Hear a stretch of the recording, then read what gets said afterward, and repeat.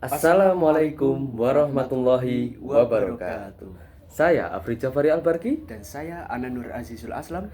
Kami dari kelompok 9 akan menjelaskan tentang Bidang kekhususan dalam psikologi klinis. pengen tahu lebih lanjut?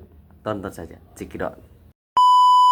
Yang pertama adalah psikologi klinis anak. Psikologi klinis anak adalah psikologi terapan yang menangani penyimpangan-penyimpangan psikologis pada anak dan remaja. Di sini didasari oleh psikologi abnormal anak atau patologi, yakni landasan-landasan psikologi abnormal atau psikopatologi yang diterapkan disesuaikan dengan kondisi anak. Psikologi anak termasuk bagian dari psikologi perkembangan yang mempelajari tentang perkembangan anak. Psikologi perkembangan meliputi berbagai bidang psikologi, yaitu psikologi anak, psikologi remaja, psikologi orang dewasa, dan psikologi lansia. Psikologi perkembangan anak adalah kehidupan kejiwaan anak secara totalitas sebagai person, bukan sebagai makhluk sosial. Psikologi anak tidak mempelajari gejala jiwa anak satu persatu secara terpisah, melainkan mempelajari gejala jiwa sebagai totalitas. Di sini saya akan menjelaskan intervensi pada anak, yaitu adalah pengobatan yang dialami oleh anak akibat gangguan psikologi. Yang pertama adalah medical treatment. Penanganan yang menggunakan obat-obatan pada gangguan attention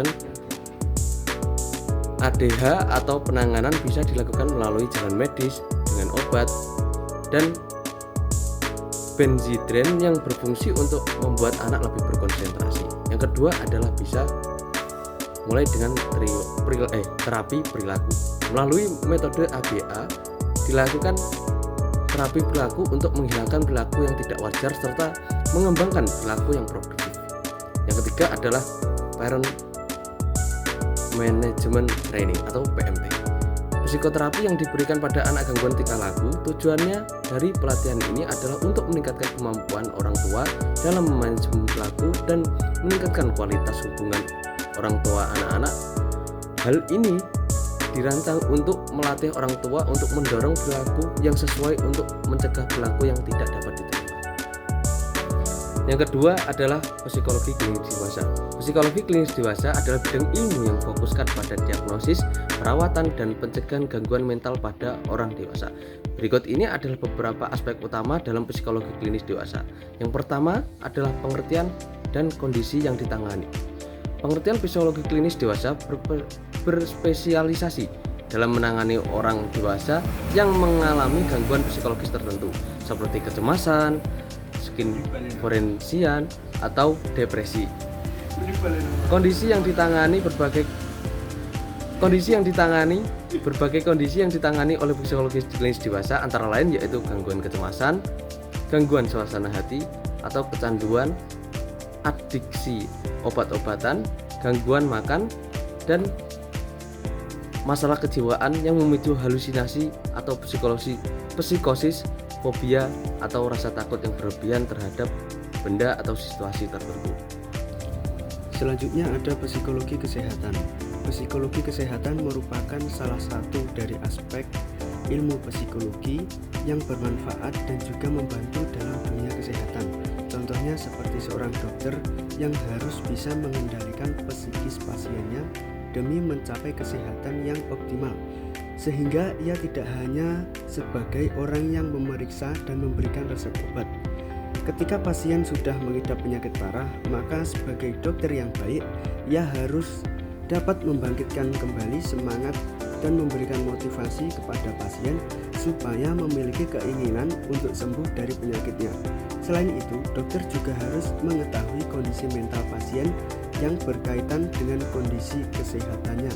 Para ahli memandang bahwa psikologi kesehatan adalah pengetahuan psikis dan sosial yang bermanfaat untuk mengurangi stres psikis yang disebabkan oleh penyakit. Tidak hanya itu, psikologi kesehatan juga dapat dimanfaatkan untuk memberikan solusi dan berbagai situasi dan kondisi. Lalu manfaat dari psikologi kesehatan. Menurut data kesehatan yang dipublikasikan oleh National Alliance of Mental Illness atau disingkat menjadi NAMI, 1 dari 5 orang Amerika Selanjutnya ada manfaat dari psikologi kesehatan. Beberapa manfaat dari psikologi kesehatan antara lain: yang pertama, saat pasien menunjukkan perilaku yang berbeda akibat penyakit yang ia derita, misal seperti muncul gejala depresi atau frustasi, atau dalam tingkat ringan seperti kekurangan motivasi untuk sembuh, maka pendekatan psikologi dapat dilakukan untuk mengatasi masalah ini. Yang kedua, memprediksi perilaku pasien. Saat ia mengalami tingkat penyakit tertentu, langkah ini sebagai bentuk pencegahan awal terhadap munculnya masalah psikis lain yang lebih berat. Terus yang ketiga, mengumpulkan data tentang sikap dan perilaku serta pemikiran pasien ketika ia mengalami penyakit sebelumnya. Yang keempat, mengevaluasi peran psikolog dalam menjalankan perawatan terhadap pasien. Dan yang terakhir, psikologi kesehatan juga dapat digunakan untuk memberikan contoh bagaimana seharusnya berpikir dan bertingkah laku kepada orang yang mengidap penyakit.